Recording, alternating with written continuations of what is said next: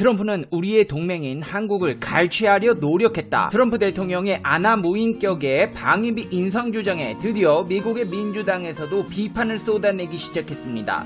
모두가 알고 있었지만 막강한 권력 앞에 누구도 쉽사리 입 밖에 꺼내지 못했던 갈취라는 표현으로 트럼프 대통령의 위기가 고조되고 있는 가운데 대한민국의 강경화 외교부 장관은 한미 관계에 있어 의미 있는 메시지를 발표하며 미국과 전 세계의 대한민국의 외교 원칙을 다시 한번 확고히 하였습니다.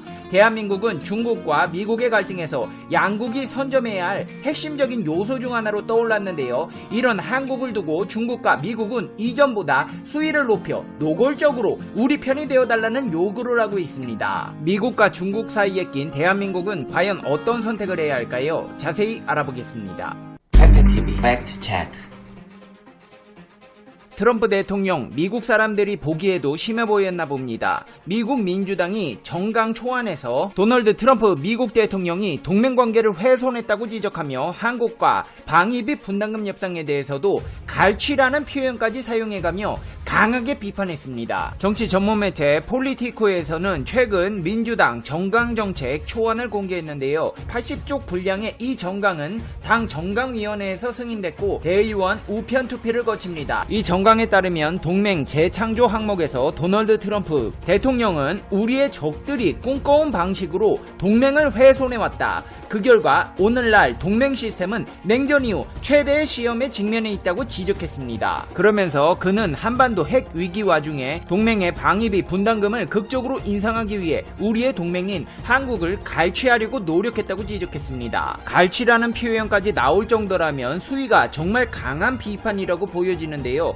실제로 그만큼 미국의 민주당에서는 트럼프의 동맹국 방위비 인상 협박에 대해 심각하게 받아들이고 있습니다. 민주당은 트럼프 대통령이 유럽의 미국 동맹인 북대서양 조약기구 파트너들에게 맹공을 가하고 있다며 독일에서 협의도 없이 주동미군을 철수시키겠다고 위협한다고 비판했습니다. 민주당은 자신들은 도널드 트럼프 대통령과는 다르다는 점을 전면에 내세우며 지지를 요구하고 있습니다. 그러면서 미국은 파트너를 폄하하고 동맹 간 긴장을 고조시키는 대신 일본, 한국, 호주를 포함해 영내 핵심 동맹의 유대를 강화하기 위해 노력할 것이다. 파트너들과 상호 작전 운용성 향상, 방위 능력 강화 권장, 지역안보 책임감 증대, 공정한 분담 기여를 위해 협력하겠지만 우리는 결코 폭력단의 갈취행위처럼 동맹을 대우하지 않을 것이라고 강조했습니다. 북한의 핵 문제에 대해서도 언급했는데요. 민주당은 동맹의 역할과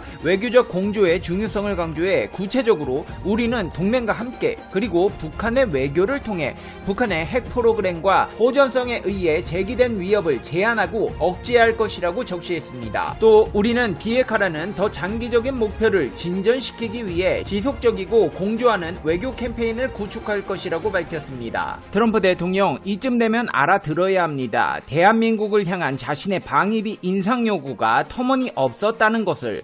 트럼프 대통령이 한미관계에 대해 감을 못 잡을 것을 대비해 대한민국 강경화 외교부 장관이 이번에 우리나라의 외교적 스탠스를 분명히 하는 발표를 했습니다. 강경화 외교부 장관이 최근 미중 갈등이 점입 가경의 양상을 보이는 가운데 한미동맹을 굳건히 다져나가면서 건설적 역할을 확대하겠다는 원칙을 제시한 것입니다. 강경화 장관은 외교 전략 조정회의에서 코로나19 위기 속 총체적 국력 경쟁이 격화되면서 단순히 이해관계에 따른 경쟁을 넘어 국가체제 차원의 대립으로까지 전환되는 양상이라며 최근 미중 갈등의 상황의 심각함을 지적했습니다. 또 미중 경쟁 등 동아시아를 둘러싼 복잡한 외교 상황 속에서 더 높아진 강도의 대외적 도전에 직면할 가능성이 있다. 이에 대한 해법으로 한미동맹을 중심으로 한 안보정책과 개방적이고 포용적인 경제통상정책 기조를 주문했습니다. 그러면서 나아가 국가 간 갈등을 조정하고 해소해주던 기존의 완충지대와 연결고리가 약화되어 가고 있다. 다양한 나라 입장이 조율되는 다자협력틀이 제대로 작동하지 못하고 있고 그 와중에 국제기구 역할이 소외되고 글로벌 공급망과 민간 교류가 위축되고 있다. 사소한 마찰도 격한 충돌로 확대될 수 있는 건 물론 타협점을 찾고 협력을 모색하는 게 더 어려워졌다. 이러한 이러한 상황에서 우리는 보다 이른 시점에 더 높아진 강도의 대외적 도전에 직면할 가능성을 엄중하게 인식하고 대비해야 한다. 국익과 원칙에 기반한 일관된 정책 기반을 선제적으로 확충하는 것이 더욱 중요해졌다고 강조했습니다. 그러면서 강경화 장관은 대한민국의 굳건한 4가지 외교적 지향점을 제시했는데요. 첫째, 안보 분야에서의 한반도와 동북아의 평화 안정의 주춧돌인 한미동맹을 굳건히 다져가면서 영내 안정성이 강화되도록 우리의 건설적 역할을 확대해 가야 한다. 둘째, 경제 통상 분야에서는 공정하고 호혜적인 동시에 개방적이고 포용적인 방향으로 규범 기반 접근을 강화해 나가야 한다. 셋째, 과학기술 분야에선 전략적 개방성을 견지하는 가운데 기술 안보를 강화하기 위한 노력도 병행해야 한다. 넷째, 가치, 규범 분야에선 인류가 공동으로 추구하는 가치를 실질적으로 증진하는 데 기여해 나가야 한다. 이 말을 종합해보자면 한미동맹은 굳건히 유지해가며 경제 분야에서 공정하게 중국이나 미국 가리지 않고 개방적이고 포용적인 방향으로 협력하겠다. 과학기술 분야에서는 우리나라 기술 빼가는 나라들에 대해 견제하며 기술 안보를 강화하고 마지막으로 코로나19 치료약이나 백신과 같은 인류가 공동으로 추구하는 가치에는 실질적 증진을 위해 노력하겠다는 것입니다. 다소 원칙적이고 뻔하게 들릴 수 있는 이 발언들은 미국과 중국에게 경각심을 가지게 하고 있습니다. 한미동맹, 경제 분야의 개방적인 협력, 중국과 미국 어느 국가 하나 긴장의 끈을 놓을 수 없습니다. 미국과 중국은 대한민국을 아군으로 포섭해 미중 패권전쟁에서 주도권을 가져오기 위해 혈안이 되어 있기 때문입니다. 실제로 미국은 또다시 미국과 함께 중국에 맞설 것을 압박했습니다. 사실상 신냉전에 돌입한 미중 사이에서 선택을 종용받고 있는 우리 정부를 향해 미국이 또다시 동참을 압박한 것인데요. 중국과 마찰이 심한 호주와의 외교 국방장관 회담 자리에서 마이크 폼페이오 미 국무장관은 인도 태평양 지역 안정을 위한 인도와 호주, 한국의 협력이라는 표현이 명시된 공동성명을 발표했습니다.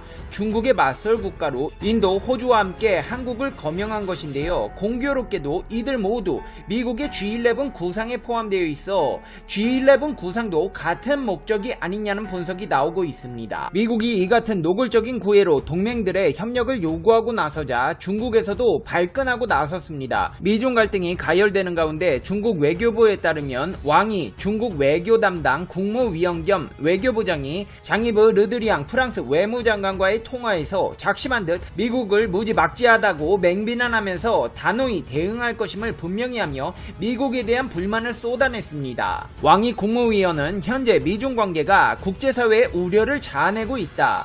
근본 원칙은 미국 내 일부 정치 세력이 정치적 고려와 패권 유지를 위해 중국을 전방위로 억압하고 핵심 이익을 건들고 있기 때문이다. 이런 행태는 국가 간의 최소한의 예의마저 상실한 채 기본을 무너뜨린 적나라한 강권 정치다. 마이크 폼페이오 미국 국무장관의 최근 대중국 비난 발언은 냉전주의적 사고라고 주장했습니다. 또 미국은 최근 미국 우선주의를 내걸고 일방주의 길로 가면서 국제 의무를 저버리고 있다. 미국은 신종 코로나 바이러스 감염증 사태를 맞아 국제사회의 반대에도 세계보건기구 탈퇴를 선언하는 등 대국의 책임을 회피하고 있다. 미국은 현재 국제질서의 가장 큰 파괴자가 돼 역사의 흐름과 국제사회의 반대편에 서 있다. 좌충우돌하고 무지막지한 미국에 대해 중국은 단호하고 이성적으로 대응할 것이라고 강조했습니다. 미국과 중국 이 정도면 무기만 안 들었지 말로 할 수 있는 싸움에서는 상황이 극으로 치닫게 된 것으로 보이는데요. 이런 와중에 미국의 손을 뿌리치고 적극적으로 중국의 편에서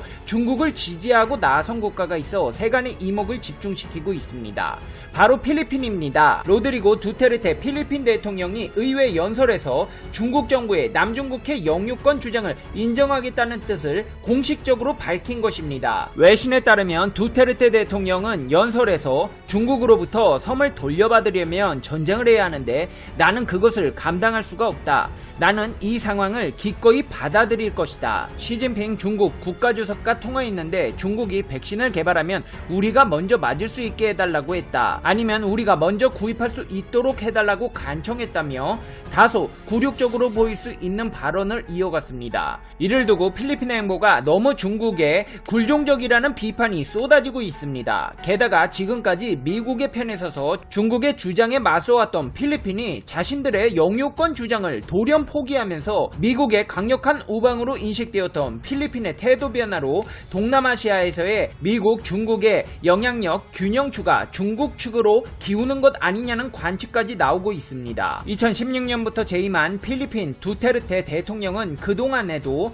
중국과 미국 사이에서 줄타기를 해왔습니다. 하지만 이번 연설에서 노골적으로 드러난 두테르테의 친중 행보는 남중국해를 둘러싼 미중 갈등 국면에서 중국으로서는 반갑지 않을 수 없는 소식인데요. 두테르테 발언에 대해 왕원빈 중국 외교부 대변인은 필리핀 국민의 기대와 평화 발전의 흐름에 부합한다며 우선적으로 필리핀 측의 코로나 백신 공급 요구를 고려할 것이라고 했습니다. 이번 연설로 필리핀은 중국의 편으로 넘어간 듯 보입니다. 과연 대한민국은 어떤 선택을 할지 귀추가 주목되고 있습니다. 이제 페페TV의 결론입니다. Conclusion. 페페TV. 아니 이 필리핀 너무 이 뭐라고 해야 되지? 좀 모양 빠지는 거 아닙니까? 남중국해 가져가고 백신 개발되면 우리 좀 주세요 하는 거잖아요. 그것도 개발된 것도 아니고 개발되면 달라는 게 참 이게 물론 그럴 일이 없겠지만 만약에 한국에서 대마도 일본 땅으로 인정할 테니까 우리 백신 개발되면 좀 주세요 하면 국민들이 가만히 있을까요? 그리고 솔직히 빌 게이츠도 투자할 만큼 대한민국에서 치료약, 백신 개발할 가능성도 높은데 저런 짓은 안 하겠죠. 우리나라에서 백신 나와서 예전에 진단키트 받을 국가 줄 서세요 했던 것처럼 다시 한번 전세계 국가들 줄 세웠으면 좋겠네요. 진짜 생각만 해도 기분이 좋아집니다. 페페TV 시청자 여러분은 어떻게 생각하세요? 페페TV는 여러분의 생각이 궁금합니다. 댓글로 여러분의 생각을 남겨주세요. 그러면 여러분 오늘 하루도 행복하세요. 시청해주셔서 감사합니다. 다음 영상에서 봬요. 안녕.